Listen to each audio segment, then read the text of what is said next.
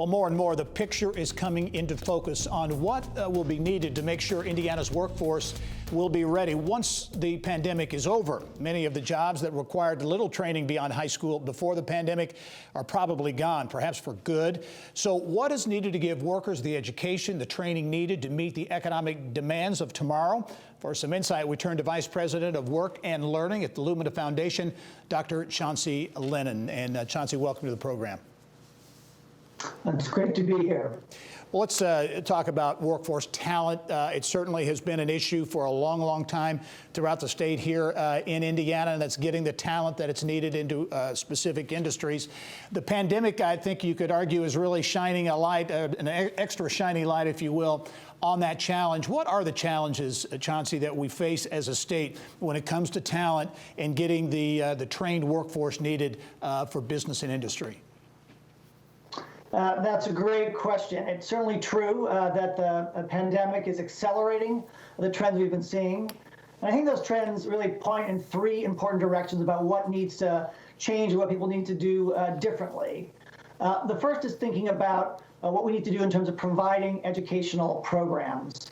We need more short-term credential programs. These are programs that are flexible, affordable, and really tied to occupations that can range from anything from 6 weeks to 12 weeks to 3 months and sometimes even a year. But the point is that there's something you can go and pursue them in a short amount of time. So we need to see more of those. We need to see employers thinking about how they can help their workforce understand what skills are in demand.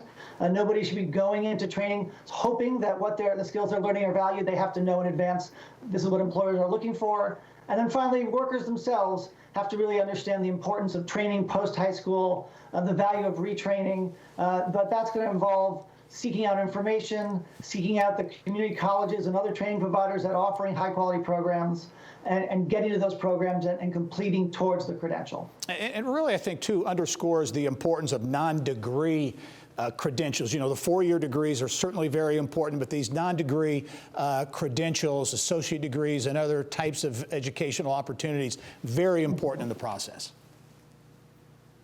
I think that's exactly right. And I think the point to keep in mind is that that's true both for younger workers. We're seeing a trend where many people getting BAs often get a short-term credential on top of that.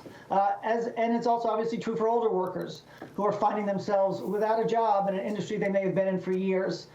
Their skills are maybe no longer needed in that industry, but they'll be needed in other sectors. And often that will only have to combine them with new skills.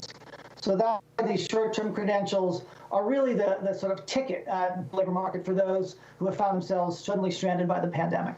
I think it's also interesting that the Lumina Foundation, with the support of the Kresge Foundation too, involved very much in these so-called talent hubs. Talk about the concept. I know here in Indiana there are a number around the United States. Elkhart County, Columbus, and Northeast Indiana have these talent hubs. What are they all about? Sure, the talent hubs really start from the idea that it's hard for any one of these key legs of the stool to do this all on their own. We need government working with employers, working with the education training providers and community colleges to make this all happen. We need greater coordination and alignment. And so you really need a community-wide effort to get all these pieces working together. This involves identifying the key sectors and key occupations. This involves the employers thinking about how they can structure the workplace so there are job pathways, and then communicating with the community colleges and others to make sure that the courses, the programs, the credentials being offered are really aligned with what they're looking for. And finally, we got to get the message out. All the workers, young workers, old workers, need to understand these are the parts of the economy that are growing. These are the job opportunities. These aren't necessarily jobs that require a four-year degree. You may want to get a four-year degree as time goes on, but there's lots of great opportunities in today's labor market for people who have training post-high school, but not necessarily BA. But we got to get that message out to everybody, and we got to show people the steps they can take to get there. It's a great perspective from Dr. Chauncy Lennon from Lumina Foundation. Dr. Lennon, thanks for joining us. Also, thanks for the great work you and others do at the Lumina Foundation. Our pleasure. Thanks so much.